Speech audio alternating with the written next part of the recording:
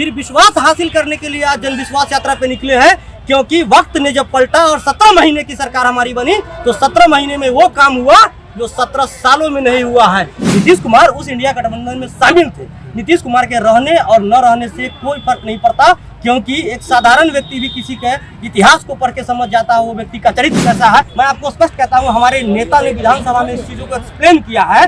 जब वो उधर से आए तो नेता कहे हम सत्ता में आपके साथ शामिल नहीं होंगे, हम बाहर से सहयोग करेंगे, आपका सरकार नहीं गिरने देंगे, लेकिन आप मेरे साथ रह के इंडिया गठबंधन जो बनने की जो तैयारी है उसमें आप उस मुहिम में मेरे साथ होइए। सत्ता हमारी लालच नहीं रही है। जो लोग गोडसे को मानते हैं वो लोग पगड़ी बांध के उठा पटक रंगदारी या रंगबाजी की बात करते हैं, उनको जनता जवाब देगी। ये बिहार है जो लोकतंत्र की जननी रही है, लेकिन आज सबसे ज्यादा लोकतंत्र की हत्या कहीं होती है तो वो बिहार है।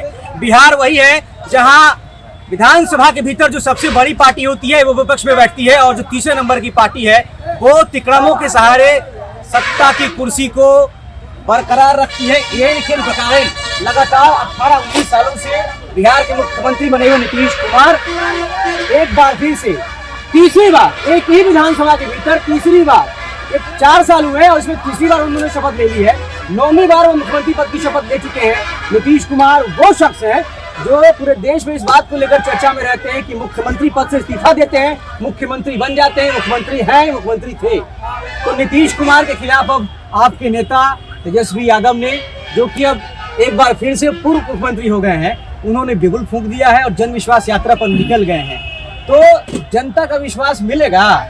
बिल्कुल। सबसे पहले तो नीतीश कुमार आप कह रहे थे, नीतीश कुमार नहीं, वो ज्यादा पॉपुलर है पलटू राम से। हाँ। पलटू राम उनको कहिए। हाँ। रही बात विश्वास का और भरोसा का, जो 2020 के चुनाव में बिहार के युवाओं ने, छात्रों ने, आवाम ने तेजस्वी यादव पे भरोसा जता के ही उनको मैंडेट देने का काम किया, लेकिन वो जबरदस्ती 10 से 12 सीट, कहीं 13 वोट से, कहीं 23 वोट से, कहीं 500 से, कहीं 12,000 का अंतर था। 12,672 आंकड़े पे बात करिए, 12,672 वोट हमारा कम था। वो भी कम था नहीं, कम किया गया प्रशासन के सहयोग से। नीतीश कुमार ने काउंटिंग में धांधली करके उन्होंने सरकार बनाने का काम किया। तो वो भरोसा तो 2020 में ही जनता ने तेजस्वी यादव पे जता दिया, लेकिन वही विश्वास वो तेजस्वी यादव ने उस उम्मीद पे खरा उतर के फिर विश्वास हासिल करने के लिए आज जन विश्वास यात्रा पे निकले हैं, क्योंकि वक्त ने जब पलटा और 17 महीने की सरकार हमारी बनी तो 17 महीने में वो काम हुआ जो 17 सालों में नहीं हुआ है। इसीलिए वो जन विश्वास यात्रा कार्यक्रम पे निकले हैं, लोगों से विश्वास मांगने, लोगों से जो उम्मीद उन पे जताया है उस पे वो खरा उतरने का भी काम करेंगे, विश्वास देने भी और विश्वास लेने भी। इसलिए आज वो ये यात्रा कार्यक्रम पे निकले। कहीं ना कहीं ये यात्रा जो है तेजस्वी यादव की यात्रा कहीं ना कहीं आगामी जो लोकसभा चुनाव है उसको लेकर भी काफी अहम मानी जा रही है। लेकिन एक चीज जो कहीं ना कहीं सवाल उठाती है इंडिया गठबंधन के ऊपर, कि इंडिया गठबंधन जब बना तो इसकी अगुवाई भी बिहार से ही हुई। सूत्रधार के तौर पर नीतीश कुमार और लालू यादव चर्चा में आते हैं, लेकिन नीतीश कुमार को ही 2024 में जिस साल लोकसभा के चुनाव होने हैं उस साल की शुरुआत में मोदी जी ऊपर से जो है तोड़ लेते हैं। तो इस तरीके से इंडिया गठबंधन यहीं बिहार से ही धराशायी हो गया। तो अब तेजस्वी यादव ड्राइविंग सीट पर हैं। एक बात तो स्पष्ट है, इंडिया गठबंधन से पहले बिहार में महागठबंधन बना। उस समय भी महागठबंधन के सूत्रधार हमारे राष्ट्रीय अध्यक्ष आदरणीय लालू प्रसाद यादव थे। ठीक उसी तरीके से नीतीश कुमार तो चले गए थे, हम लोग को 15 में 7 चुनाव लड़े, 17 में वो चले गए। 28 जुलाई 2017 को उन्होंने सरकार गिरा दिया। उसके बाद भी महागठबंधन रहा और महागठबंधन 2020 में मुस्तैदी से लड़ा, तब हम लोग 10-12 सीट का मार्जिन रह गया, जबरदस्ती हम लोग को हराया गया। महागठबंधन तो तब भी था।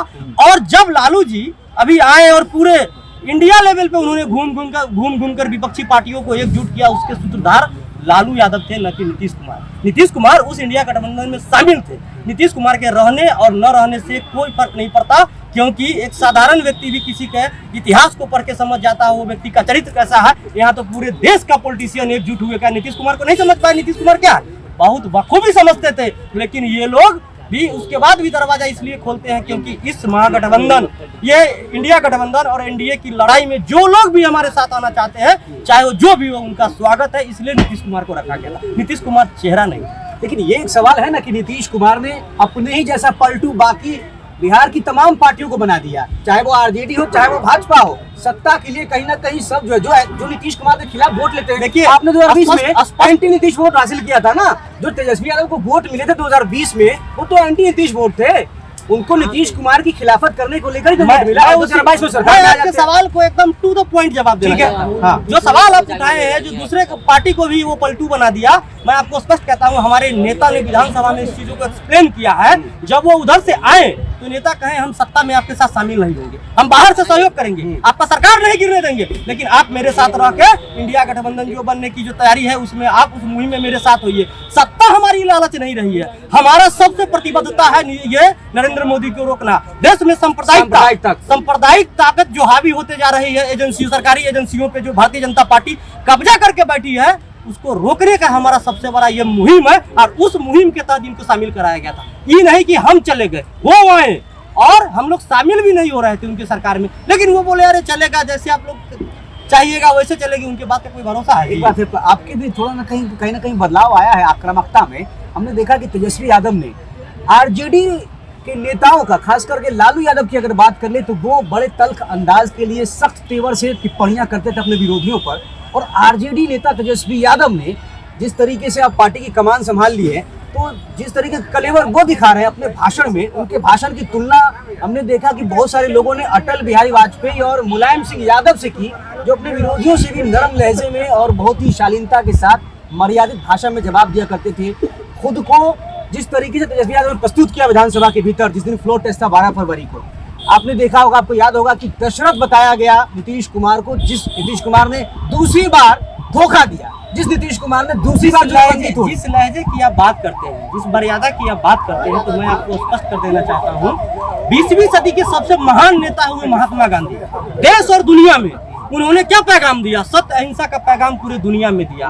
और हम लोग गांधी के मानने वाले लोग हैं, हमारे नेता गांधी को मानते हैं, इसलिए हम लोग अहिंसा को मानते हैं, अपनी भाषा को भी मर्यादित रखते हैं। हम लोग गोडसे को मानने वाले लोग नहीं है। जो लोग गोडसे को मानते हैं वो लोग पगड़ी बांध के उठा पटक रंगदारी या रंगबाजी की बात करते हैं, उनको जनता जवाब देगी। चलिए, बहुत शुक्रिया। तो मुजफ्फरपुर राजद के तेज तर्रार नेता हैं चंदन यादव, उनसे बातचीत हुई है। आरजेडी नेता तेजस्वी यादव ने जिस तरीके से अपने तेवर बदले हैं सत्ता गंवाने के बाद, बेहद ही सधे हुए लहजे में नीतीश कुमार को पहले विधानसभा में घेरा और अब वो जन विश्वास यात्रा पर जनता के बीच निकल रहे हैं। मुजफ्फरपुर से इसकी शुरुआत हुई है। विधानसभा के भीतर जिस दिन फ्लोर टेस्ट था, नीतीश कुमार को तेजस्वी यादव ने ये कहा था कि भले ही दशरथ ने राम को वनवास भेज दिया हो, कि कई को भी पहचानना चाहिए, लेकिन ये भी कहा था कि कहीं ना कहीं आपने हमको वनवास भेजा है, लेकिन इसको हम जनता के बीच जाने का एक मौका समझेंगे। और विश्वास जीतने के लिए अब तेजस्वी यादव निकल पड़े हैं जनता के बीच में।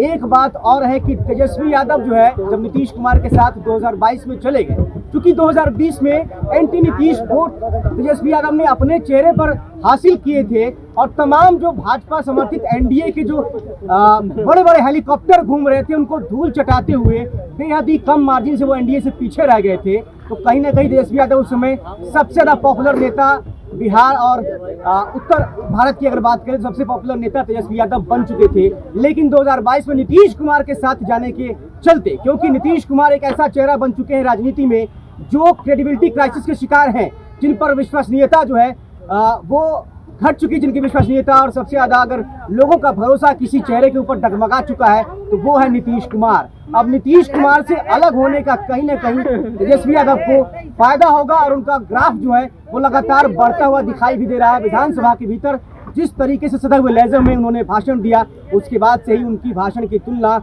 अटल और मुलायम से हुई और अब जन विश्वास यात्रा पर निकल पड़े तेजस्वी यादव। मुजफ्फरपुर में दहाड़े हैं और इसके बाद हमने आरजेडी से बातचीत की है। आपको ये बातचीत कैसी लगी कमेंट में जरूर बने रहे। फ्रंट बिहार के साथ नमस्कार।